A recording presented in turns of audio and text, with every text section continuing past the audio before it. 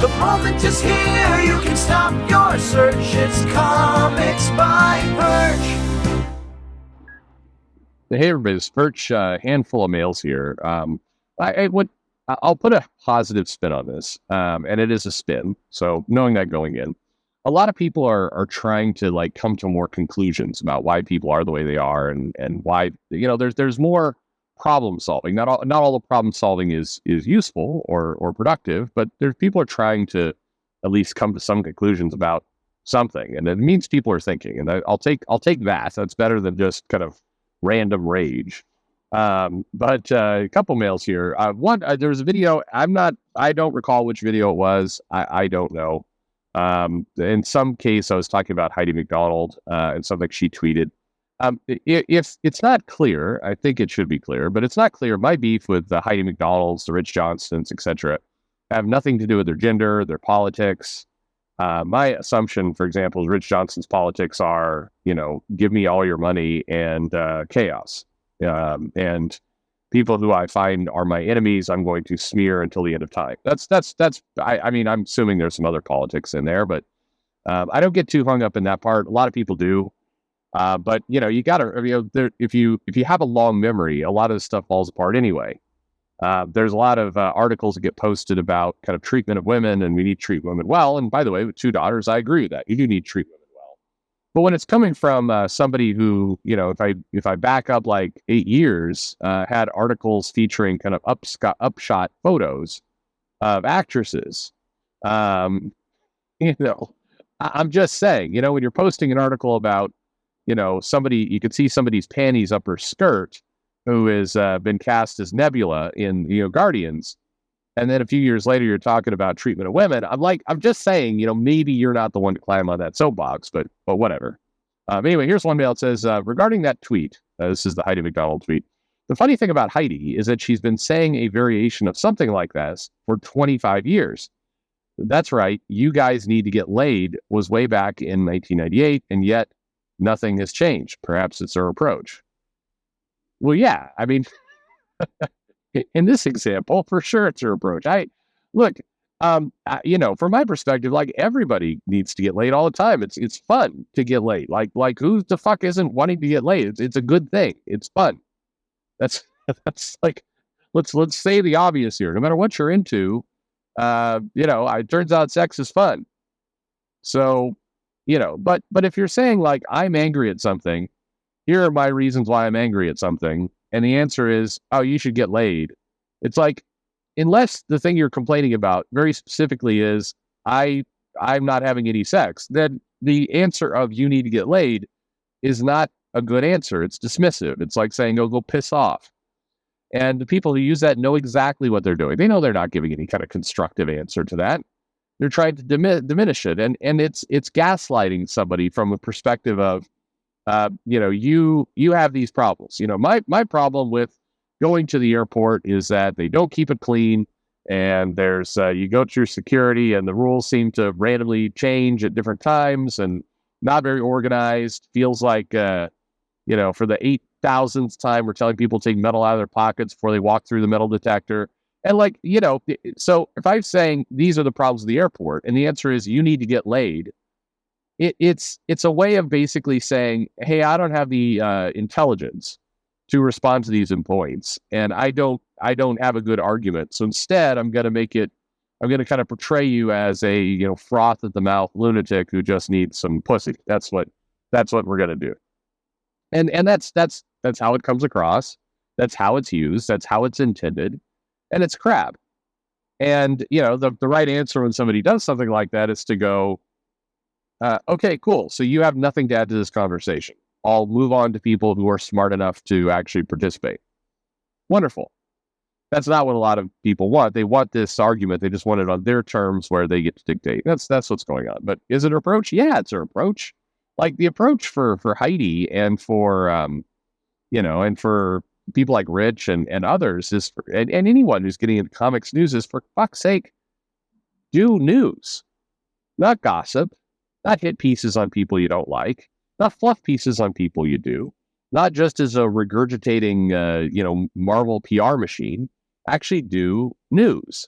And by the way, and I know people will disagree with this, but you know, where Heidi is concerned, she attempts to write articles like, here's some research and here's some stuff. But then what happens invariably is that these articles are written to defend a point as opposed to report the news. And it's like, here's why comics are doing better than ever. And the people who say that they're not are wrong. It's like, oh, okay, so we're going to cherry pick this, and this to present this picture. But, there's gaping holes in this. And then we're going to insert things like, bam, and that's why Perlmutter is a cock. And it's like, okay, that doesn't feel like news. I'm not saying that people who do news should, be completely unbiased, but I'm saying they should report like they are. I have a lot of respect for, there's some journalists who come out and say, like, I am a Democrat. I voted for Biden. This is my bias. When I go home, this is what I do. Now I'm going to report on taxes, and here are the facts. And, for me and my point of view, and some are not. And I respect people who go with, I respect that. It gives me more respect for a journalist or a blog writer or anything else when they report on things that are not convenient for them. But, news in general, because a couple of people have written in lately, because I've talked about the need for news. And they're saying, well, there's not enough interest in news, so nobody is going to do it. Because at the end of the day, people do want to make money. Let's not forget all these sites. I mean, Heidi was asking for cash to keep funded. Rich has ads all over the place. So, I mean, you need money to continue, and there's just not heavy interest in comics. So, therefore, you're not going to be rich doing comics, no pun intended. So, therein lies a problem. But I think news, people ask me, like, what's the point of it anyway? News helps generate interest. One of the things that the publishers will never admit, by the way, fun fact, if you live in Texas and the temperature fluctuates between, say, I don't know, 105 and 70, is if you have a car with all of the newfangled fancy technology where it's measuring your tire pressure and everything else, the tire pressure will change based on the temperature, which is fine, it's safe, but your car will beep at you like an asshole, like, hey, your tires are it's a flaw in the car. It drives me nuts. Anyway, because I'm like, I don't know about you, but when I see alerts, like this, I like to take care of them. That's purposely alert, so I like to do that. But anyway, news sites in general, publishers would never admit it, but a lot of the YouTube channels that criticize the shit out of Marvel and DC constantly are in many ways more helpful to their business than, their own websites. Because as long as people are talking about the comics, it is generating some level of interest. And, I'm not saying that, somebody who's posting video every single day about how Captain Marvel is a bitch is, great for Marvel. But silence is arguably worse. And I think what the lesson to be learned there is like, okay, if you're Marvel or you're DC, you need more noise out there about your comics. If you're an indie channel or an indie publisher, you need noise about your comics. You need to be talking about it. And, how do you get a lot of conversation going that is authentic? Authentic means sometimes it won't be positive. And lots of companies have learned this to their, dismay. If you try and only have positive comments about your content, it becomes phony very quickly. It doesn't smell right. It's inauthentic, and you lose that marketing channel as an option. You've got to have a vehicle where, people can come and they can give their honest opinion, and they feel comfortable doing so. And that those opinions are not always going to be positive. And, you don't have to, submit and bend over. I mean, this is one of the flaws of some of the commentary on YouTube. It's like the publisher should just, whatever they do, say thank you. Even if somebody's calling them a complete asshole, they should still say thank you. No, you don't. You don't need to say thank you to rudeness. Of course not. You shouldn't. You don't reward people for being pricks for attention. But if somebody say, I don't like this storyline, that can't be insta-block. If this is the flaw in, I think, a lot of how Dan Slott's run his business is, there's storylines. He's written a lot of comics. They're not all going to be winners. And when they're not, have some grace about it. It is okay to basically have somebody not like your book and to say, hey, I hope you like it better next time, or just say nothing at all and just let the comment stand. Engaging with it in a negative way is bad. And so my point in all this is news sites don't need to become PR machines, just regurgitating press releases for the big two. They need to actually have some legitimate commentary about the comics and what they're doing and what's involved and how they're selling and all this kind of stuff. That attention is helpful. News sites are critical. The challenge is, again, admittedly, there's no money in it.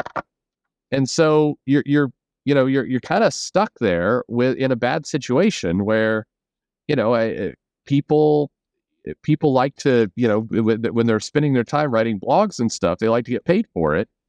And, you can't. With the ad rates the way they are and everything, suppressed, it's not a viable place where you're going to get rich. So therefore, you're going to need to basically harness passion for a while. You're going to need to have a situation where people are doing these news sites and writing these articles and doing that because they just love comics. But right now, a lot of that passion exists on these YouTube channels that are, frankly, super negative. So you got to work with what you got, and that's what you got right now. It's a tricky position, and I don't deny it's hard, but just kind of blocking it, ignoring it, all the rest is not a winning strategy.